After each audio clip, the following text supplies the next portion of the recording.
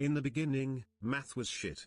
Then someone invented the number 1, someone else invented 0, and society collectively said, cool, these are totally worthless. Fast forward thousands of years, and electricity bursts onto the scene. It likes power on, and power off. On is a 1, off is a 0. People thought, what if we just mash them together? 1 0 1 0 1 0. Nobody had a clue what it meant, but it looked incredibly smart. Then 1936 hits. Alan Turing fundamentally defines what a programmable computer actually is. He goes on to shatter the Nazi Enigma code, practically wins World War II for the Allies, but because he was gay, the government rewards him by tossing him in a jail cell. The war wraps up, and humanity realizes these calculating monsters are actually pretty useful. Early engineers used fragile glass vacuum tubes and stacks of cardboard punch cards to trap those 1s and 0s. They named each individual digit a bit short for binary digit. It is the only language a computer actually speaks. They don't care about your feelings, they care about electrical voltage. Eventually, someone asked, what if we bundle 8 of these bits together to make a normal human number?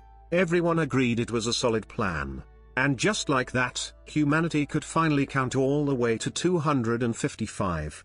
A scientist says, let's call this 8-pack of bits a byte. Spelled with a Y, obviously, to look like they're living in the Matrix. Now, engineers are manually typing 1s and 0s into giant machines all day just to solve basic math. Realizing this is absolute torture, a woman named Kathleen Booth steps up and invents assembly language. Instead of writing raw digital garbage, you could finally type actual words. It still sucked, but significantly less. Then, another legendary woman arrives to fundamentally break the matrix. Grace Hopper asks, what if computers could just read plain English? The men in the room literally laughed and told her to go back to domestic duties. So she did exactly that, and built the world's first compiler.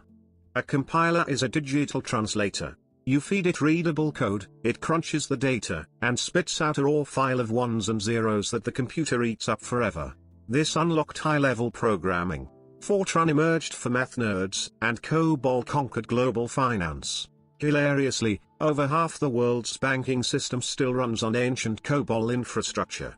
No living soul knows how it works, and nobody dares to touch it. Meanwhile, an eccentric researcher cooks up a radical language called Lisp. Everything is a list. Code is data, data is code, and it totally bypasses the compiler, using an interpreter to execute code line by line until the program violently crashes. Lisp also unlocked garbage collection, meaning developers no longer had to micromanage every byte of computer memory. Then the late 60s hit, everyone did LSD, and software engineering got deeply weird. By the 70s, pioneer Edgar Dijkstra declares go-to statements garbage. Code finally had to be readable. Then, Dennis Ritchie invents C. It's lightning fast, ruthlessly efficient, and lets you talk directly to hardware memory. Ritchie and Ken Thompson use C to build Unix, the OS still governing our modern world. Rejecting bloated software, they champion small, single-purpose tools that pipe data together, like CD or LS. The command line became an absolute religion. Then a Danish scientist slaps 2 plus signs onto C. Boom, humanity is trapped in an endless maze of objects, classes, and inheritance. But because developers love overcomplicating things, C++ conquered the planet. Game engines, browsers, databases, they're all secretly forged in C++, and engineers still spend 24 hours a day screaming about it online. In 1982, every teenage nerd is looping their name in BASIC on a Commodore 64.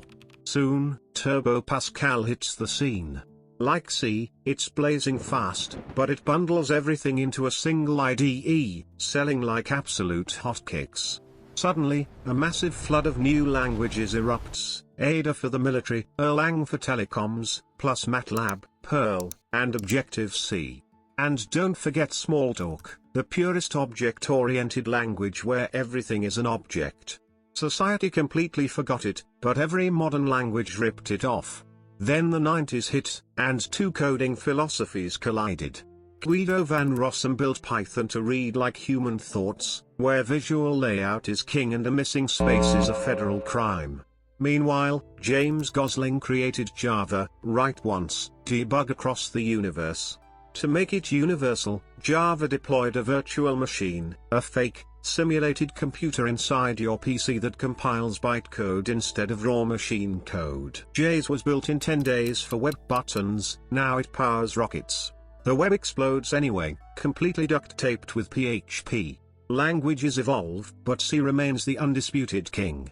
By 2020, devs are swimming in cash. Then, the AI asteroid hits. The internet screams coding is dead, but slamming keys was never the job, critical thinking was. The tools just change.